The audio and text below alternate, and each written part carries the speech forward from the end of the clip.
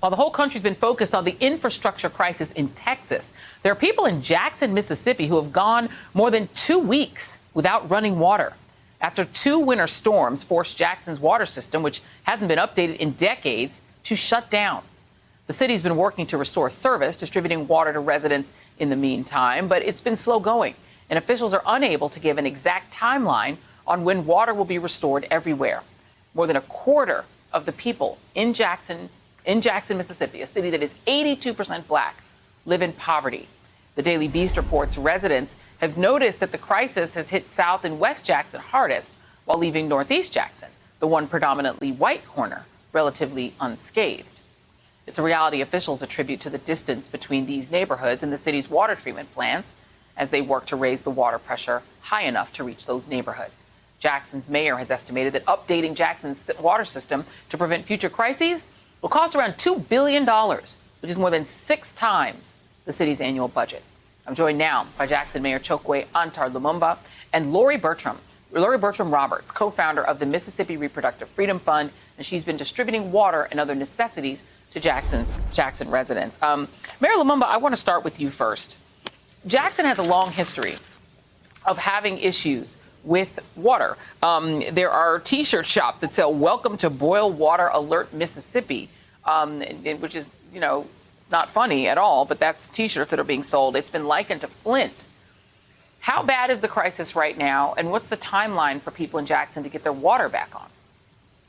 Well, first and foremost, Joy, thank you for having me on this evening. Thank Lori for being here as well. This situation is extremely critical. As you can imagine, you have residents who don't have the necessities that they need, not only for drinking and cooking and bathing, but we're in the midst of a pandemic, which, necessitates the need for water even more. What took place was that the pressure in our distribution system was interrupted by the storm. It froze pipes, it froze water coming from the very inception.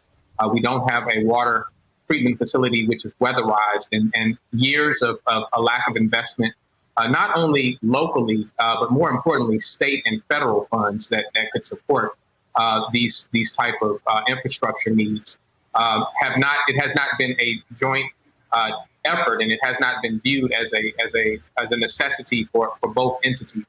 And so where we are right now is that we are increasing the pressure. The system is moving forward, but one of the solutions is unfortunately time.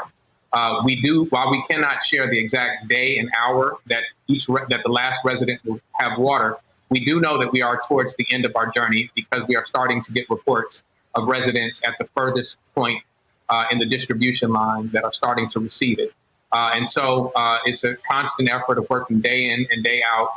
And we're grateful for the residents that are offering their time, volunteering to distribute water, bottled water, non-potable water to help residents in need.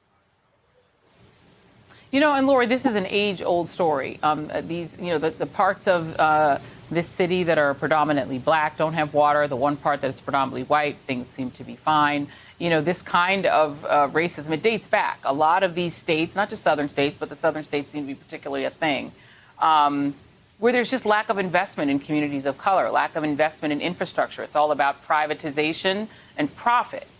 I wonder, in your view, what can be done about that? What really needs to be done is major infrastructure investment on the federal and state level, right? It was not shocking to me that it took the state so long to even show up in Jackson, even though our governor had the nerve and the audacity to say our mayor wasn't available to speak to him. Although I checked, and it's a 5-minute walk from his office and his mansion to town, to the city hall, right? So even if it was true that our mayor could not be reached by the phone, he could have sent any number of his staff right up the street to City Hall to speak to any of the mayor's staff, right? He could have sent anyone to speak to anyone in the city of Jackson, but that's how little the priority Jackson is. And it's not just Jackson, it's the Mississippi Delta is without water right now. Hey, thanks for watching our YouTube channel. You should know that you can follow today's top stories and breaking news and catch up on your favorite MSNBC shows all in one place. Download the NBC News app today.